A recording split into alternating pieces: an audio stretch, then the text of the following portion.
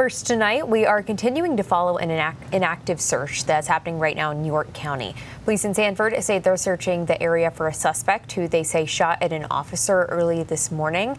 Here's what we know so far. Sanford police say that just after 1 a.m., an officer was attempting to make a traffic stop there when a person in that vehicle shot at the officer. Police say that officer was not hurt. The vehicle then fled the scene and was later abandoned. Investigators have since been searching to the Springville area to try and find who was inside that car. Earlier this morning, our team spotted a large number of law enforcement vehicles in the area of Blanchard Street, but they have since cleared out. Police have not yet released a description of any suspects. They do say there is no immediate threat to the public and are stressing this was an act of violence directed toward an officer. Police also explained what the investigation will look like moving forward. You're not going to see massive enforcement or searches for this. We've reached the point in the investigation where it's kind of a slow investigation, slow, methodical, and it takes some time to be able to gather the evidence in the proper way. Police ask people in the area to be aware of their surroundings, and if you see something suspicious, you're asked to call 911. The next time you fly out of Portland, new technology at the Jetport could help make that trip a little safer. New grant money will help pay for location transponders in 57 airfield vehicles. This comes after a collision earlier this year at New York's LaGuardia Airport when an incoming jet slammed into a Port Authority fire truck, killing both pilots and injuring about 40 people. That fire truck did not have a location transponder, so no emergency alarm was activated in the control tower. Officials at the Jetport say this technology will be especially helpful for air traffic controllers during times of low visibility.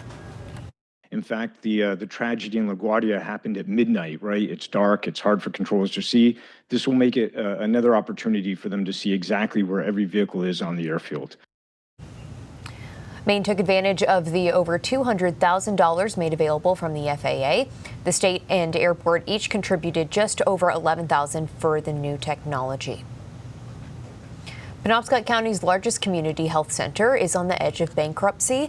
Penobscot Community Healthcare, better known as PCHC, says 50,000 people in the greater Bangor area are at risk of losing critical services like access to primary care, dental and pharmacy options. In a letter, PCHC's CEO outlined the shortfall, saying the organization is facing a roughly $3 million crisis. The company says that gap must be filled in the next 1 to 2 months if services are to continue. According to the letter, the issue was created over several years as a result of delayed funding and cuts to state and federal programs.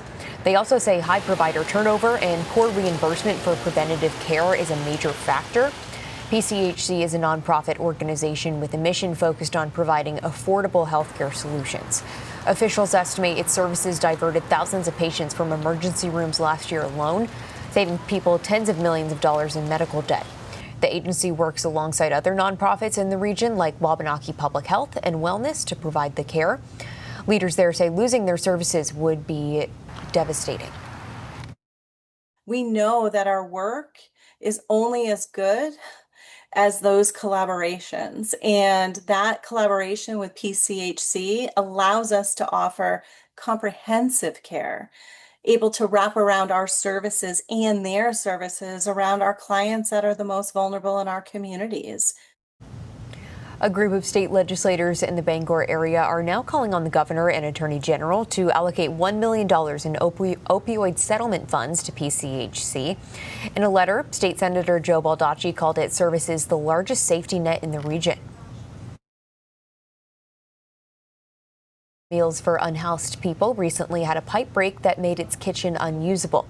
But that isn't stopping them from serving people who need it. News Center Maine Sean Tessler shows us the damage and how the nonprofit is moving forward.